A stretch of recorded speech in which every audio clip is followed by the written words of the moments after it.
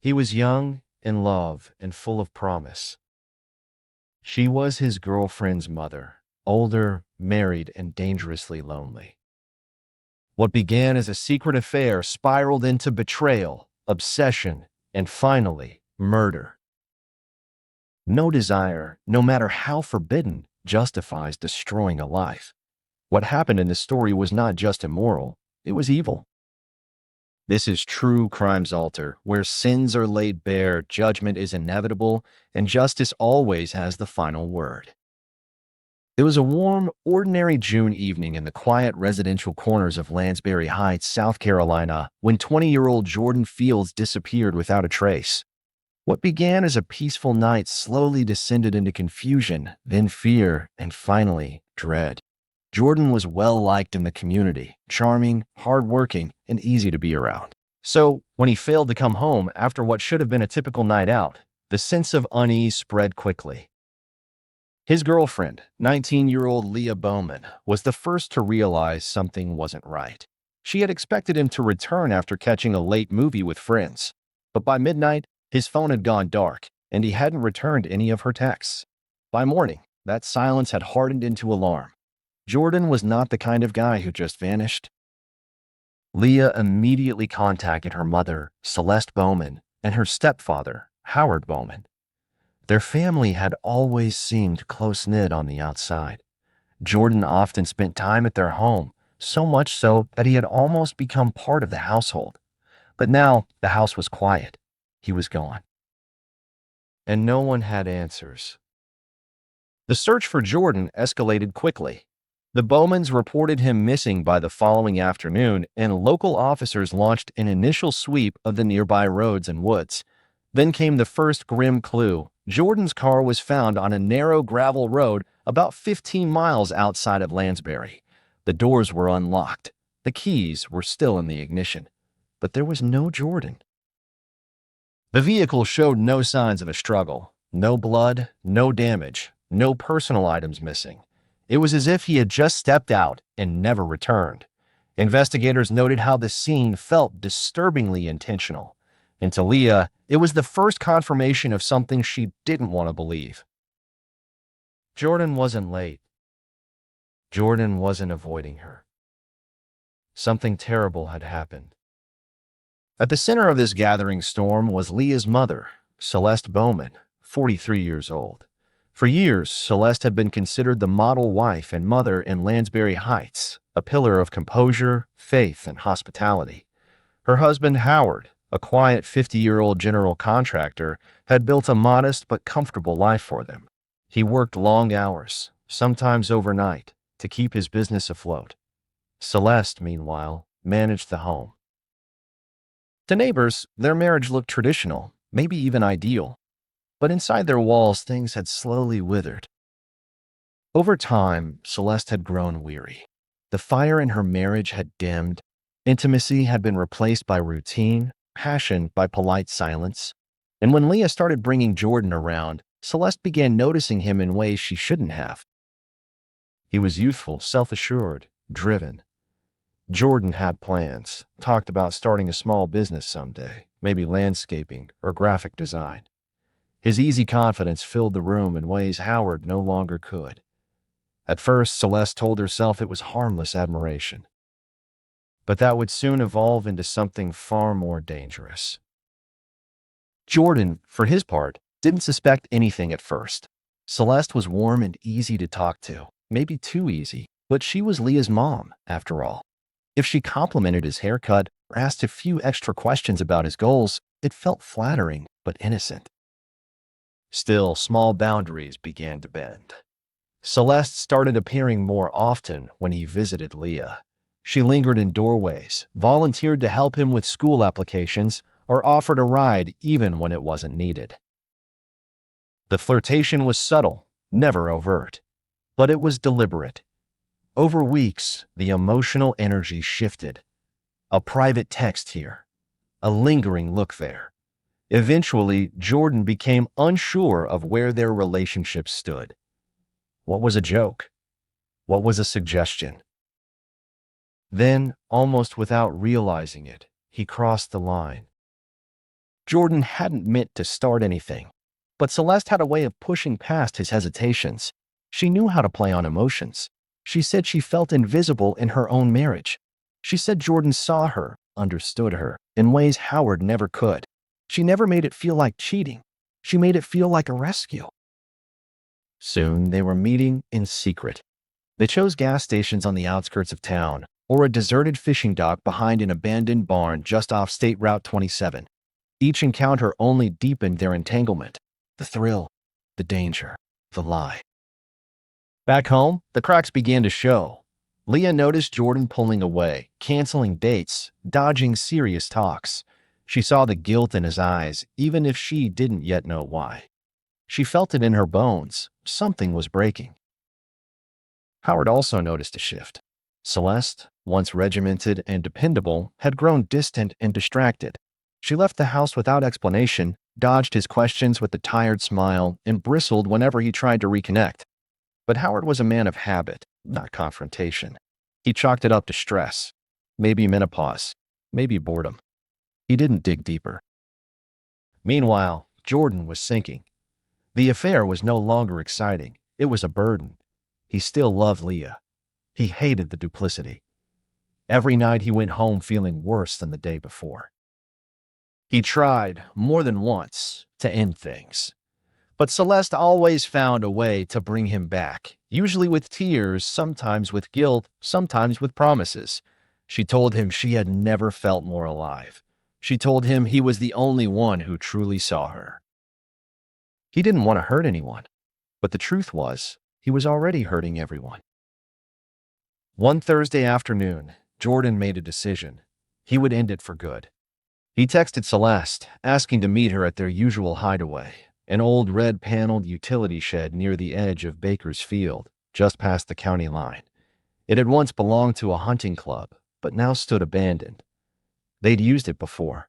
No one ever went there. He was firm in his mind. No more lies. No more sneaking around. It had to stop.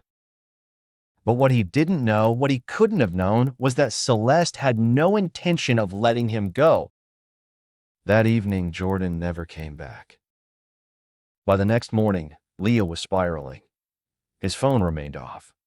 His car had already been towed by then, still parked where they had found it the day before. And still, no trace of him. Leah pressed her mother for any clue. Had she seen Jordan? Had she talked to him? Celeste responded with a strange mix of concern and deflection. She seemed distracted. Her mood shifted by the hour. When Leah pushed harder, Celeste gave vague answers and quickly changed the subject. It didn't feel like grief. It felt like hiding.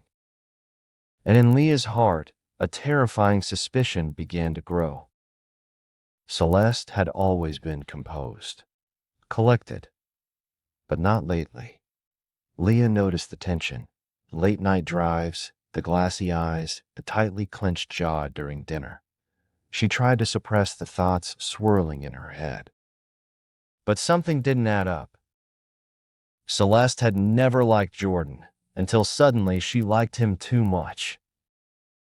With her stepfather at work and her mother running errands, Leah began searching the house. Drawers, cupboards, handbags. She didn't know exactly what she was looking for, only that she had to find something. In Celeste's bedroom, hidden beneath a pile of scarves at the back of a dresser drawer, Leah found it, her mother's phone. The screen was locked, but Celeste, forgetful as always, had never changed her passcode. When Leah opened the messages, her world shattered. At first, the texts were ordinary, small talk about groceries, errands, and family. But as Leah scrolled, the tone shifted. There were phrases like, "I miss your voice. I need to feel you again. Please don't ignore me." And then the final message.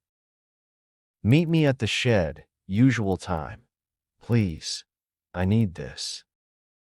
It was sent the night Jordan vanished. Leah's hands trembled. Her chest tightened. Her breath caught. Everything she didn't want to believe was right there in front of her. her boyfriend, and her own mother. The affair was real. The betrayal was undeniable. And worst of all, that meeting might have been the last moment Jordan Fields was ever seen alive. Leah stared at the phone screen, her hands trembling. Each word she read felt like a knife carving deeper into her chest. She wanted to scream, to cry, to throw the phone across the room, but she couldn't move. Her heart raced as the realization settled in. Her mother and Jordan had been involved, and they had planned to meet the night he vanished. Her entire world tilted. It wasn't just betrayal, it was something more sinister. The pain she felt was quickly consumed by a need for answers.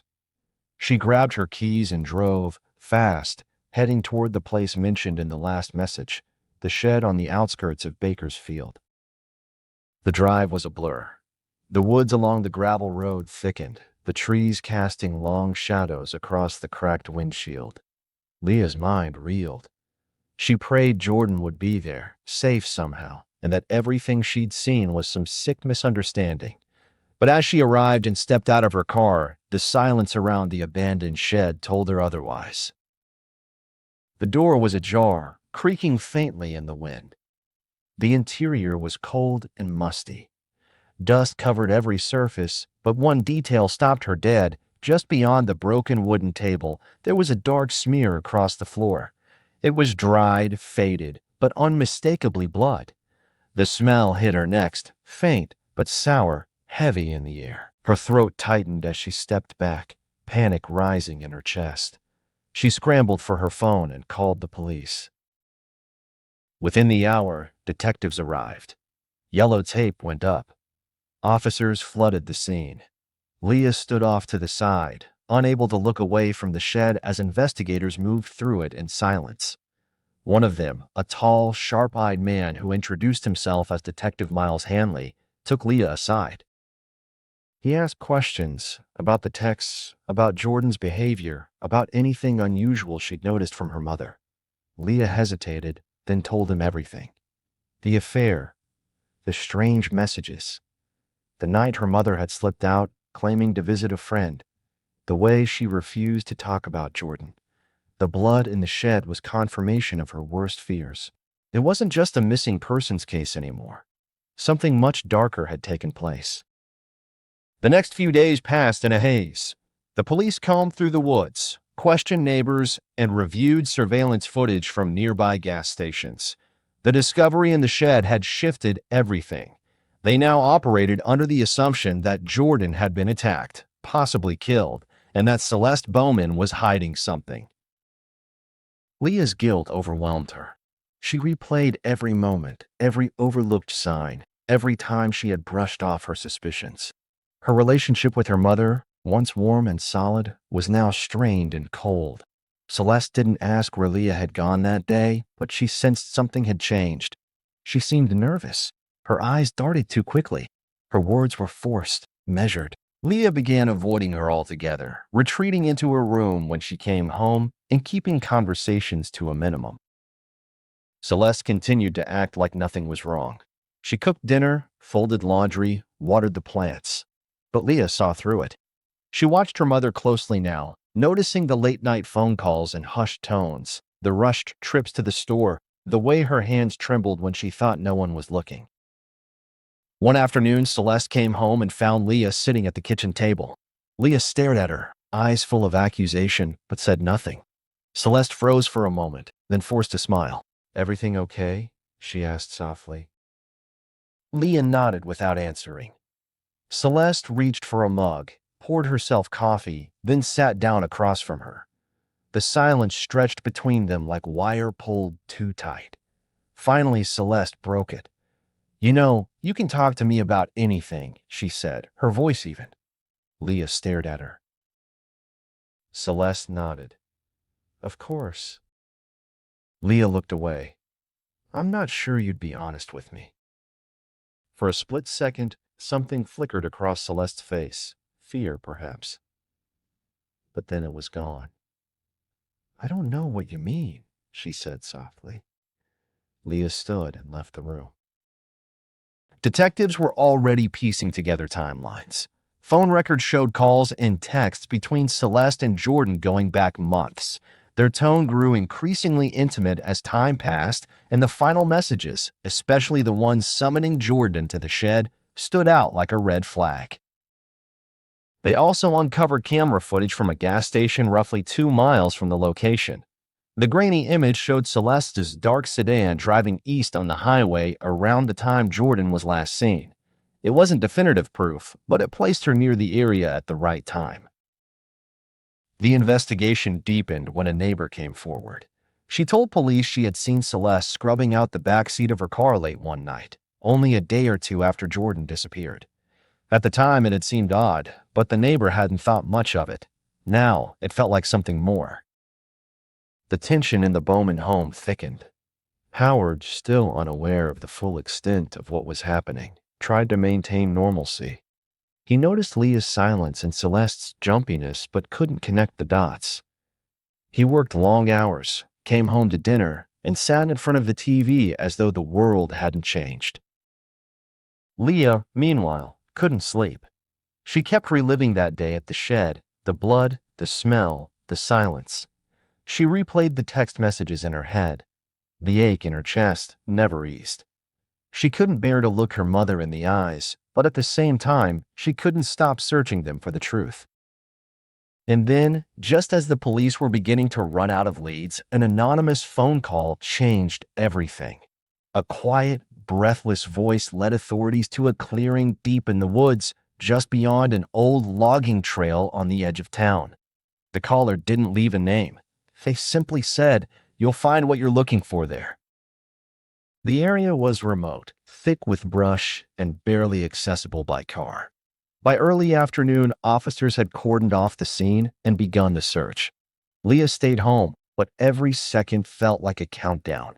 She sensed that something was coming, something final. Then came the call from Detective Hanley. His voice was quiet but firm. "Leah, we found something. We believe it's Jordan. You should come." Her hand shook as she drove to the site. The forest pressed in around her. When she arrived, she found the place crawling with officers, their expressions solemn. Hanley met her near the trail and walked her into the clearing. There, beneath a shallow grave, partially covered by brush and pine needles, was the lifeless body of Jordan Fields. Leah collapsed to her knees. Everything she had feared was now real. He was gone. The boy she had loved, the friend she had trusted, taken from her, hidden in the dirt like a discarded secret. His clothes were torn. There were signs of a struggle. But most haunting of all was the stillness of his face. It held none of the life he used to carry. She couldn't speak. She could barely breathe. Jordan's murder became the center of a full-scale homicide investigation. The local news caught wind, and suddenly, Lansbury Heights was no longer just a quiet town. The media descended. Headlines screamed betrayal and obsession. Neighbors whispered, and through it all, Leah remained a ghost in her own home, numb, silent, shattered. Celeste did not cry when she was told Jordan's body had been found. She said little. She locked herself in the bathroom for hours, and when she emerged, her face was unreadable. Leah watched her from across the hallway, rage and disbelief boiling in her chest.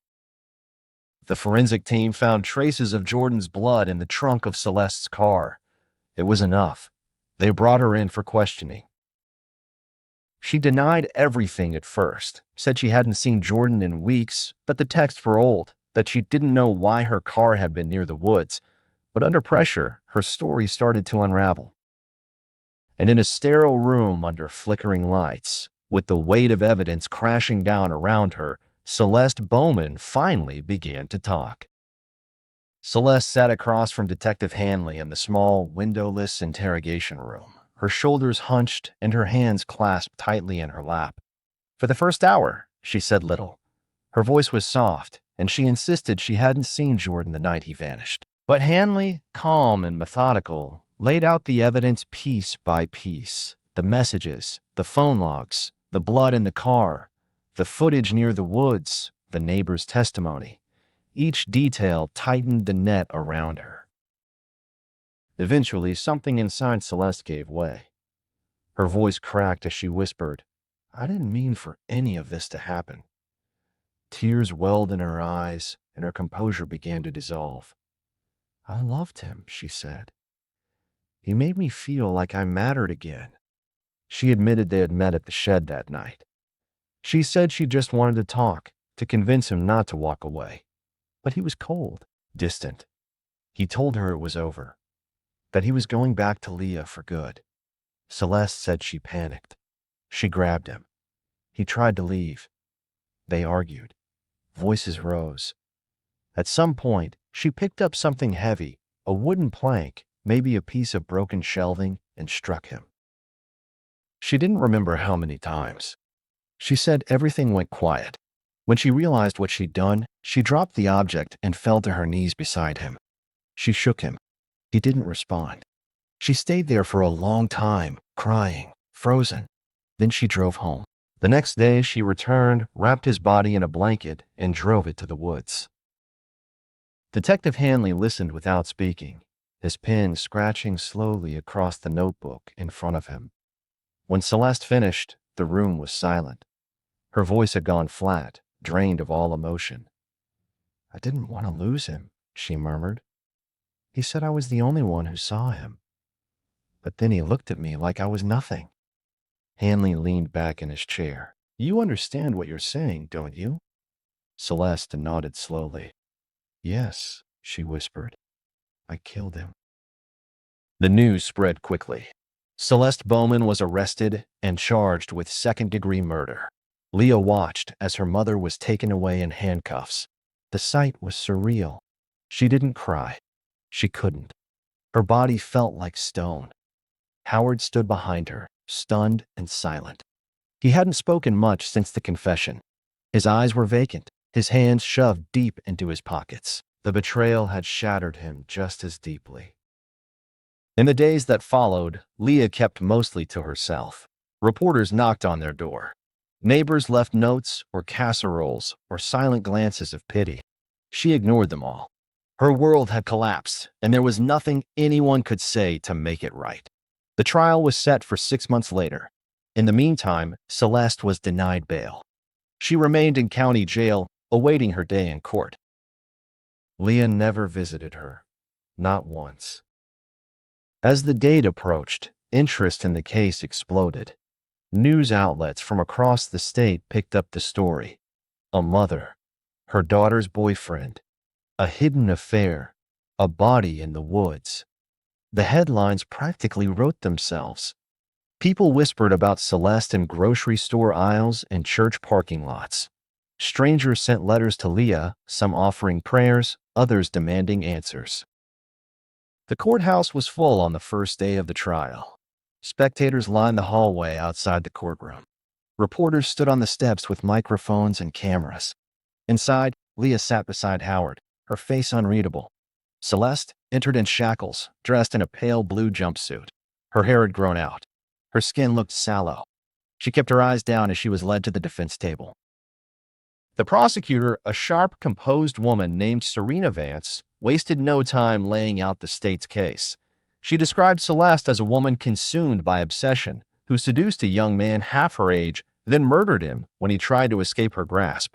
She called it a selfish, violent act driven by ego and control. She showed the jury the text messages, the gas station footage, the blood found in the trunk, the photos from the cabin. She played the recorded confession where Celeste admitted everything in her own words. The jury sat in silence, eyes fixed on the screen as her voice trembled from the speakers. The defense attorney, an older man named Russell Kane, focused his argument on emotion. He told the jury that Celeste had not planned the killing, that it was a spontaneous act during a highly charged moment. He painted her as a lonely, emotionally neglected woman who had spiraled into something she couldn't control. What happened was tragic, he said, but it was not calculated. It was not premeditated. It was human. Leah was called to testify. She hadn't wanted to, but the prosecution insisted her discovery of the messages and her visit to the shed were critical parts of the timeline. She took the stand, her hands clenched tightly in her lap. She answered each question clearly, but her voice was flat, distant. She spoke about the texts, about finding the blood, about the moment she realized the man she loved and the woman who raised her had been lying to her for months. When asked if she had any idea about the affair before that day, she shook her head. "No," she said softly. "I had no idea. I trusted both of them." Her testimony was emotional, but restrained. When she stepped down, she didn't look at Celeste, not once. Other witnesses included neighbors, co-workers, forensic experts, and detectives. The prosecution built a timeline so precise it left little room for doubt. By the end of the second week, the jury had heard everything, from the first flirtation to the final blow in that shed on the edge of town. The defense rested after calling only two witnesses, a psychologist and one of Celeste's close friends. They both described her as kind, caring, emotionally vulnerable, but never violent. The psychologist argued that Celeste had likely been suffering from a mental health episode, exacerbated by isolation, emotional neglect, and a false sense of intimacy. The final arguments came at the end of the third week. Serena Vance stood before the jury and delivered a chilling summary. "This wasn't love," she said. "This was control. She couldn't stand the idea of being rejected, so she took his life." Kane, in turn, pleaded with the jury for empathy. "Celeste Bowman is not a monster. She made a terrible mistake in a moment of heartbreak. Don't punish her with the assumption that she planned this. She didn't." The judge gave instructions. The jury retired to deliberate. Leah sat silently as the courtroom emptied, her hands cold in her lap. She didn't speak to anyone. She didn't check her phone. She just stared ahead, numb to everything around her. The verdict would come 3 days later. The tension inside the courthouse was thick when the jury returned. Leah sat beside Howard, her palms pressed tightly against her thighs, her jaw clenched. Celeste was brought in, her wrists still shackled, her face pale and drained. She glanced at Leah just once, but Leah didn't look back. The courtroom was silent as the foreperson stood. "We, the jury, find the defendant, Celeste Bowman, guilty of murder in the second degree." A collective gasp rippled through the room. Celeste let out a soft, breathless sob, the weight of the verdict settling onto her shoulders like a mountain. She slumped in her seat. Her lawyer placed a hand on her back, but she didn't react. Leah sat frozen, her heart thudding in her ears, but she felt no satisfaction, no relief, just the hollow certainty that nothing would ever be the same again. The judge moved swiftly to sentencing. Celeste Bowman was ordered to serve life in prison, with the possibility of parole after 25 years. There was no outburst, no final plea. Celeste nodded slowly when asked if she understood the sentence. Then she was led away, her figure small and hunched, disappearing behind the heavy courtroom doors for the last time. Outside, the cameras clicked. Reporters swarmed. Howard shielded Leah as they pushed through the crowd. He didn't speak. His expression was tight, unreadable, his face aged from the strain of the past months. Leah said nothing to the press. She kept her head down and followed her stepfather to the car, feeling eyes on her from every direction. In the days that followed, the headlines ran nonstop. Mother sentenced in lover's murder. Affair turns fatal in Lansbury Heights. The photographs showed a shattered family, a daughter grieving not just a boyfriend, but the mother who betrayed her. Everyone had an opinion. Everyone wanted to dissect it. But no one could understand the depth of what Leah had lost. Jordan had been everything to her. Her friend, her first love, the person she'd planned to grow with. His absence was a wound that would never heal. And Celeste, the woman who had raised her, protected her, taught her, had destroyed it all with a single act. Leah spent her days drifting through silence. She stopped going online. She avoided the grocery store. Every familiar face felt like a reminder. Every kind word stung like judgment. At night, she would sometimes sit on the edge of her bed, staring at old pictures of her and Jordan, laughing at a carnival, sitting on the porch, sharing a milkshake in the mall food court. She wondered if he had truly meant to leave her that night. She wondered what he would have said if he had made it home. Sometimes she imagined another version of the story, one where he broke things off with her mother cleanly, one where he came back to her, apologized, explained, and begged for a second chance. But those thoughts were just shadows. The truth couldn't be rewritten. He was gone, and her mother had killed him. Howard did his best to be present. He started cooking dinner again. He took Leah to a movie once, though neither of them remembered the plot. He never asked questions. They rarely discussed what had happened, but they sat together most nights, watching the news in silence, trying to build some rhythm from the pieces left behind. Celeste was moved to the state correctional facility 2 weeks after the sentencing. She sent Leah a letter from her cell. It was handwritten, 6 pages long, filled with apologies and pleas for understanding. Leah never opened it. She tucked it into the back of her closet, behind old notebooks and sweaters she no longer wore. Reporters eventually lost interest. The headlines faded. The courtroom emptied. And life in Lansbury Heights moved on. But for Leah, the ache stayed. She carried it with her in quiet ways, in her footsteps, in her glances, in the way she avoided saying Jordan's name out loud. And yet, something inside her refused to break completely.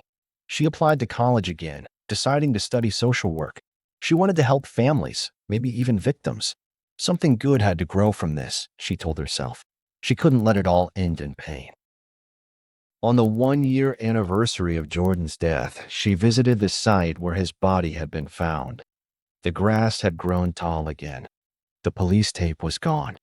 She stood there in the clearing, the wind tugging at her jacket, and whispered a quiet goodbye. Not a goodbye to the memory of him, but to the burden she had carried since that day. She had done all she could. She had spoken the truth.